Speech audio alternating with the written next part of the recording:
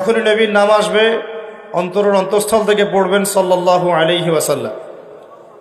যে ব্যক্তি পড়ে না সে হচ্ছে এই পৃথিবীর সবচেয়ে বড় কৃপণ।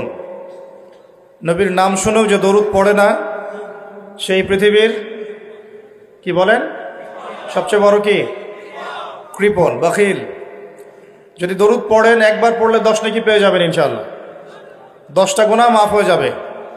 আপনার মর্যাদা আল্লাহ 10 গুণ বাড়ায় দিবেন এবং আল্লাহ পাক আপনার প্রতি 10 বার রহম করবেন।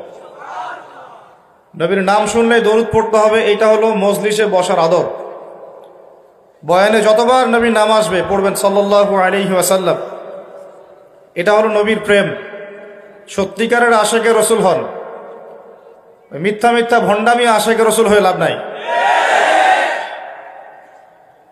আর দিলের কান দিয়ে আলোচনা শুনবো ইনশাআল্লাহ।